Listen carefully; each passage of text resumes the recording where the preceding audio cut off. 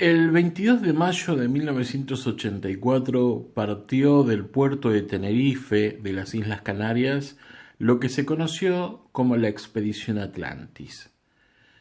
¿Qué fue la Expedición Atlantis? Bueno, fue un proyecto, un experimento que hicieron 5 argentinos. Lo que ellos querían probar era que el hombre africano podría tranquilamente haber llegado a las costas de América Latina mucho antes que llegara Colón. Es decir, que había intercambios culturales entre África y América mucho antes de la llegada de Colón a estas tierras. Para ello tuvieron una serie de peripecias, tuvieron que armar la balsa con unas maderas de unos sabores especiales, de un tamaño particular, tuvieron que viajar a Ecuador. Hay una película que se llama Expedición Atlántica, es una película documental que precisamente registra todo ese acontecimiento, esta expedición, que está colgada por YouTube, así que si querés verla sería genial para darle contexto a lo que te estoy contando. Pero lo interesante de este proyecto era que al ser un experimento y ver cómo hubieran llegado los africanos a la costa de América Latina, lo que hicieron fue tratar de acercarse lo más aproximadamente posible a esa época. Entonces era una balsa, si bien armada, no era un barco, por supuesto, no era un transatlántico, sino que era una balsa que no tenía timón. Eso es una característica muy interesante. No tenía timón, con lo cual no podía dar la vuelta, no podía maniobrar. Lo único que podían hacer era ajustar las velas, ¿no? Ellos estaban convencidos, según su teoría, que a un determinado ritmo y a una determinada dirección iban a poder encontrar las corrientes que van del África hacia América, iban a ser transportados como si fueran una cinta transportadora. Tenían que surcar muchos peligros, por ejemplo el clima en el océano, que se pierda mucho tiempo, que se les acabe el alimento, y cuando están llegando muy cerca de las costas de América corrían el peligro de que las corrientes marinas que van de Brasil los impulse más cerca de las Antillas en la época de huracanes. Así que podríamos decir que estaban a la deriva. Tenían muy pocas cosas para hacer. Lo único que podían hacer era ajustar las velas, ¿no? Ajustarlas, desajustarlas, tratar de mantener la balsa lo más unida posible, no pelearse entre ellos, todos hacer su trabajo y nada más. No podían hacer otra cosa, no podían bajarse de la balsa. Y a mí me pareció, cuando yo vi esta película documental, me pareció que era una perfecta metáfora de la vida, ¿no? Muchas veces nosotros nos sentimos a la deriva, nos sentimos como que hay fuerzas que nos exceden y que tranquilamente pueden superarnos en cualquier momento, ¿no?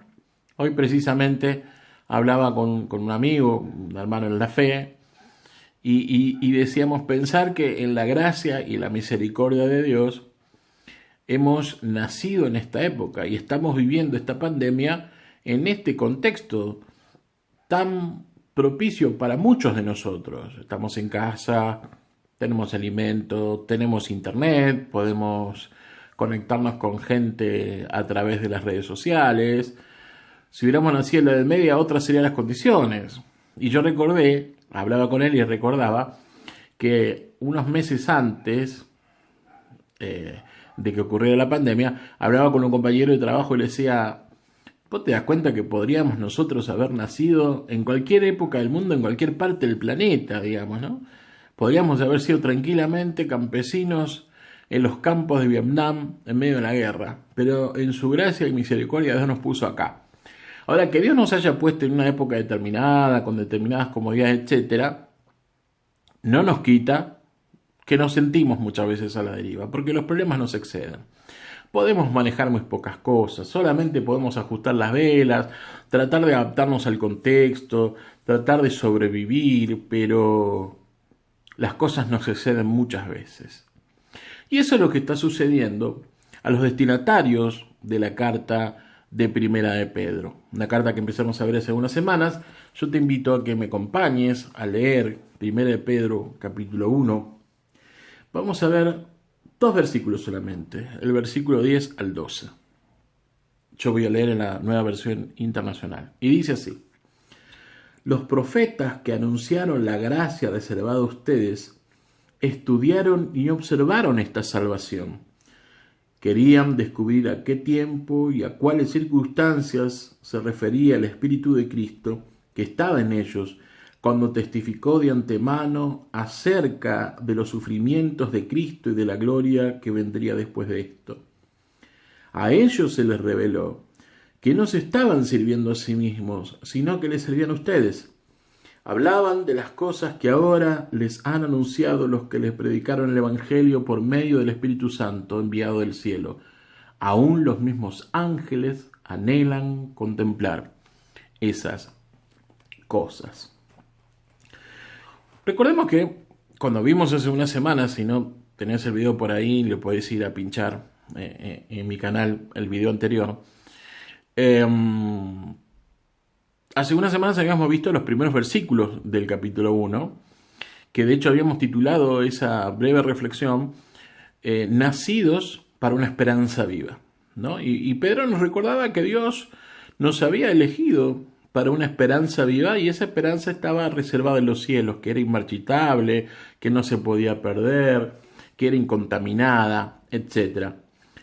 Y ahora Pedro agrega estos 2 versículos que me llamaron mucho la atención cuando yo estaba estudiando la carta de Pedro. Porque la pregunta es, ¿por qué le recuerda Pedro a los lectores de su carta los sufrimientos y la gloria del Señor? Específicamente dice que los profetas anunciaron la gracia que estaba reservada para los creyentes, para nosotros hoy.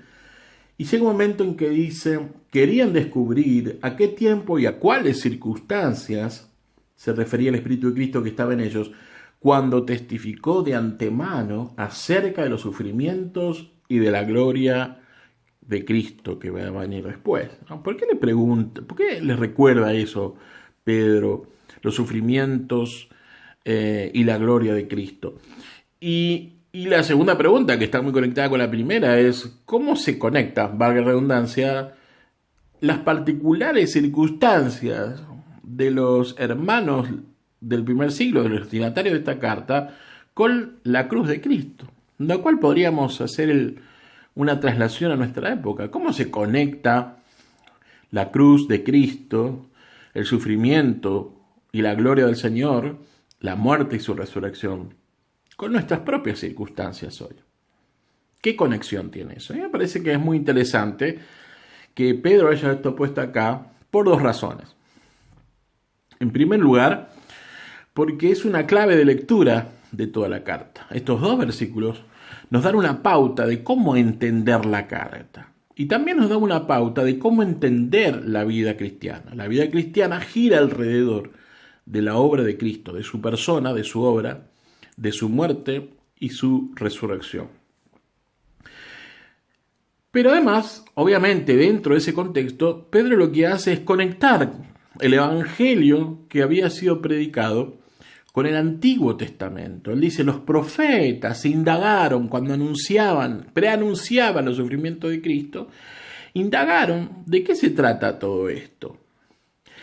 Ya Pedro lo que nos está diciendo es que la obra de Cristo, esta obra de elección, esta obra que nos eligió, en la que nos eligió, esta obra que nos encomendó para vivir en santidad, y esta herencia que nos prometió, que es una esperanza viva que está reservada en los cielos, no surgió de la noche a la mañana, ya venía preparado desde mucho atrás, y eso está muy testimoniado y registrado en todo el Antiguo Testamento. Quizás, si me permitís, quizás uno de los pasajes más claros al respecto es Isaías 53. Isaías 53, verso 4, dice, ciertamente Él cargó nuestras enfermedades, soportó nuestros dolores, pero nosotros lo consideramos herido, golpeado por Dios y humillado. Él fue traspasado por nuestras rebeliones, molido por nuestras iniquidades.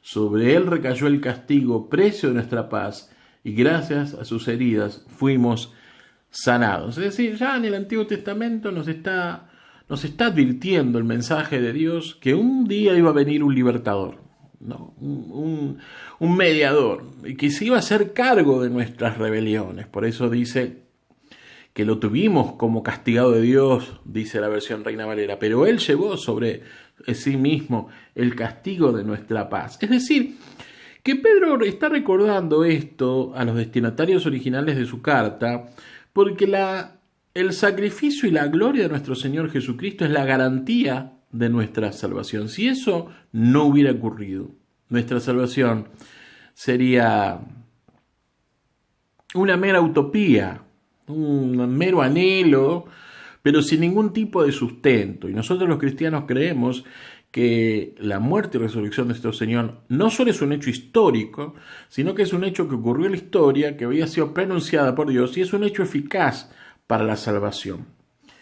Y me parece que es muy interesante notar también el comienzo de la carta de Pedro, que tiene mucha relación con el comienzo de los Efesios, de la carta a los Efesios. Fíjate cómo empieza Pedro, capítulo 1, verso 3, que la habíamos visto. Alabado sea el Dios y Padre de nuestro Señor Jesucristo. Por su gran misericordia nos ha hecho nacer de nuevo mediante la resurrección de Jesucristo para que tengamos una esperanza viva y recibamos una herencia indestructible, incontaminada e inmarchitable. Ahora, nota cómo empieza Efesios. Efesios capítulo 1, verso 3. Bendito, alabado, o bendito, depende de la versión, sea Dios Padre de nuestro Señor Jesucristo, que nos ha bendecido en las regiones celestiales con toda bendición espiritual en Cristo. Es decir, y ahí va a desarrollar ahí Efesios, que somos redimidos, que fuimos aceptados como hijos, que fuimos santificados. Hay una serie que algún día la vamos a ver, que es muy interesante, el prólogo, la oración de introducción de Efesios, que es muy rica en las bendiciones. Pero voy a esto.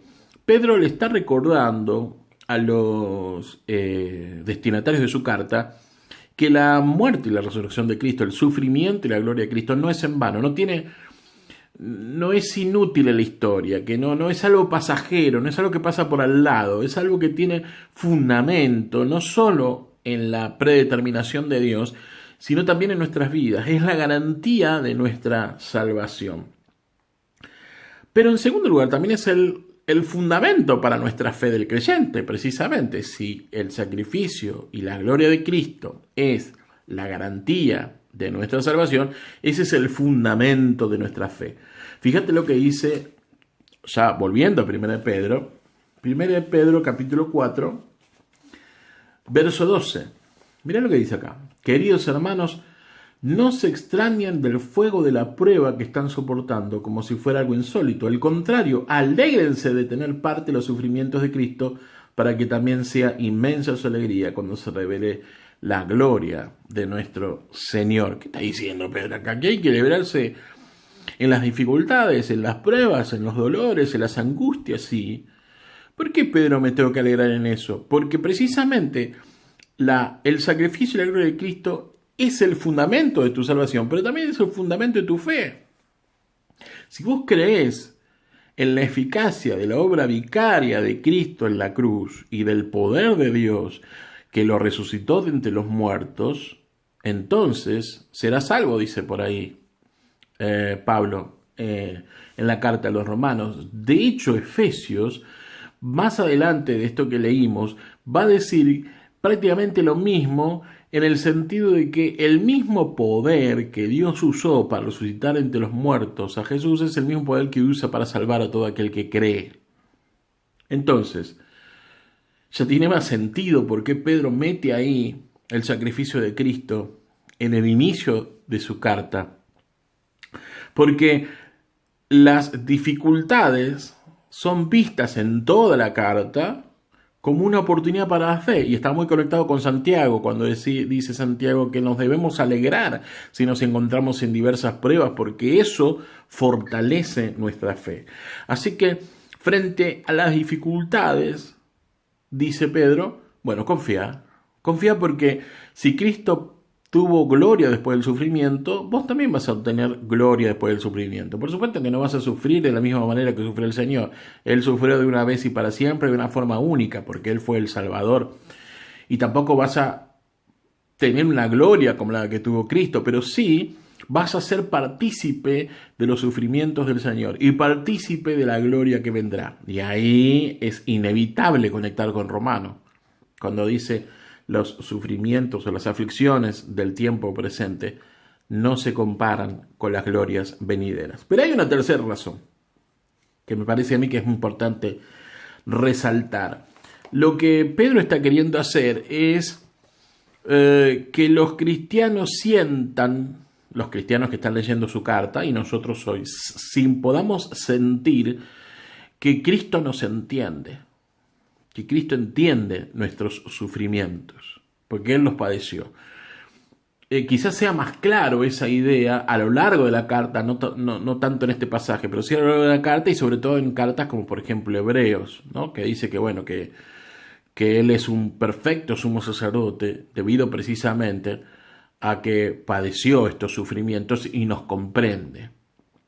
Y me parece que es muy importante tener presente esto, que Cristo no está, si bien está sentado a la diestra del Padre, no está alejado de nosotros. Esa es la idea que muchas veces tenemos de Dios, ¿no? Es un Dios, bueno, ha creado el mundo, es poderoso, todo lo que quieran, pero está muy lejos de mi dolor. Esto, para los que estamos los jueves estudiando a Job con Eduardo, está quedando claro, digamos, ¿no? Job está entendiendo que Dios como que no es relevante en su dolor. Y muchas veces sentimos esto. Entonces, Pedro quiere curar en salud a sus destinatarios. Y entonces le dice, bueno, recuerden que Cristo sufrió y fue glorificado. Y ustedes deben alegrarse frente a las dificultades de la vida, porque comparte los sufrimientos del Señor. Y Él los entiende. Y así como Él fue glorificado, cuando se manifieste la gloria final de nuestro Señor, ustedes también van a ser glorificados. Y para cerrar esta idea, me parece muy interesante leer el poema de un autor que vivió los horrores de la Primera Guerra Mundial. Entonces él estaba muy dolorido. ¿Se acuerdan que hace un tiempo en otro video yo hablé de un filósofo que frente al descubrimiento de la existencia de los campos de concentración nazi llegó a la conclusión de que si eso había ocurrido es porque Dios no existía? Su frase era: si existe Auschwitz, no existe Dios. Frente a ese gran dolor, él llegó a esa conclusión. Frente a ese horror, él llegó a esa conclusión. Bueno, frente al horror de la Primera Guerra Mundial, un escritor conocido como Edward Shillito quedó sorprendido y quedó muy dolorido por esa gran confrontación, esa gran matanza. Sin embargo, él redescubre a Dios en ese mismo error. Y entonces él escribe y dice, de hecho, el poema se llama Jesús de las cicatrices. Dice: si nunca te hemos buscado, te buscamos ahora. Tus ojos arden a través de la oscuridad. Nuestras únicas estrellas, necesitamos la visión de marcas de espinas en tu frente. Te necesitamos a ti, oh Jesús de las cicatrices. Los cielos nos asustan, están demasiado calmos. En todo el universo no tenemos ningún lugar. Nuestras heridas nos duelen. ¿Dónde está el bálsamo? Señor Jesús, por tus cicatrices conocemos tu gracia. Si te acercas cuando las puertas estén cerradas, solo muestra esas manos, ese lado de ti mismo. Sabemos hoy lo que son las heridas. No temas. Muéstranos tus cicatrices. Conocemos la contraseña. Los otros dioses eran fuertes, pero tú fuiste débil. Ellos cabalgaban, tú tropezaste hacia un trono, pero nuestras heridas, solo las heridas de Dios pueden hablarles. Y ningún Dios tiene heridas, sino solo tú. Que Dios te bendiga.